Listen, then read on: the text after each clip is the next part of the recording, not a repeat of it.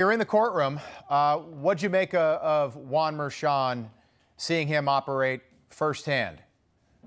He will do everything in his power to give Donald Trump the harshest possible sentence, consistent with two considerations. One, he doesn't want the sentence reversed or the conviction reversed. Number two, he doesn't want the sentence to help Trump become elected.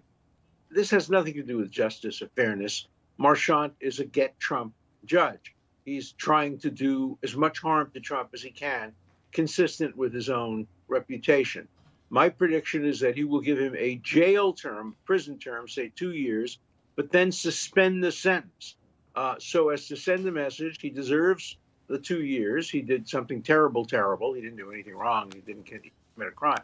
But Marchant will want to send the message he did something terrible, but he's running for president, so I'm going to suspend the sentence. Another possibility is he could impose the sentence and just delay its imposition until after the election. But one way or another, Donald Trump is not going to jail or prison before the election. That's clear. Okay, you think no way, because Donald Trump, no criminal record. He's got, in fact, the first 75 years of his life, no real legal problems to speak of. He announces he's running for president again, 91 felony counts against him. Professor, that can't be a coincidence. Oh, no, of course not. There's no question. This is get Trump. And there's no crime here. I've been doing this 60 years, and the trial's now over. I still don't know what he was convicted of. I don't either. Was he convicted of intending to defraud the voters, intending to defraud the IRS, intending to defraud the people who he filed the corporate form for? The jury didn't tell us. The judge didn't demand that the jury tell us. We still don't know what the crime is. Professor, I want to talk about the Hunter Biden case in Delaware, but just a quick one on, and I think history will talk about this years from now, but the precedent that Alvin Bragg just set and the damage that he single-handedly has just done to this country. Can you talk about that? It's immeasurable.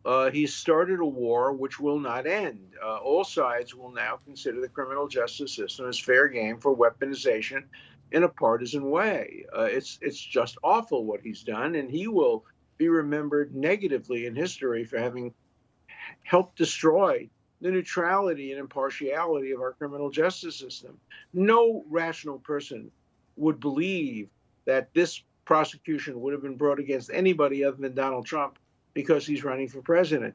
This is selective injustice. Yeah, did you work with Alvin Bragg at all when he was a student at Harvard Law? Do you remember him at all? I remember him. I remember him doing a conference once with Professor Jeffries, who was a rabid anti-Semite, and bringing him to Harvard to speak to minority students, because there was a little bit of a furor over that. But I didn't really know him as a student. I don't remember if he was in my class or not. I've had 10,000 Well, you've had plenty of students, Professor, so I give you a pass there. Let's go to Delaware. So a week ago, Joe Biden, the president, 8 p.m., which is unusual, travels to Haley Biden's house to meet with her. The White House put out a statement and said, no, Beau Biden, the president's late son, passed away almost 9 years ago to the day, and that's why he was going to visit with Haley. Is that in any way to you, do you buy that, or could this be rather witness tampering? No. I've known Joe Biden since 1980. He's a very compassionate man.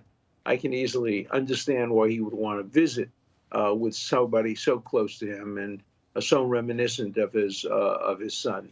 I would be very surprised if this was anything but an emotional and social and family visit. All right, to the trial itself. If convicted, this according to the New York Times yesterday, Mr. Biden could face 25 years in prison and $750,000 in fines, but nonviolent first-time offenders who have not been accused of using the weapon in another crime rarely get serious prison time for the charges. What happens here in Delaware? Well, first, it's still not too late for there to be a plea bargain. This seems like a fairly open and shut case on the facts, and so I don't know how it will be defended. He's fortunate to have a superb lawyer, Abby Lowell, who will do the right thing for him, but I don't believe he'll get any prison time either. I think that the likelihood is a conviction and some probationary sentence and some restriction on his ability to ever own weapons.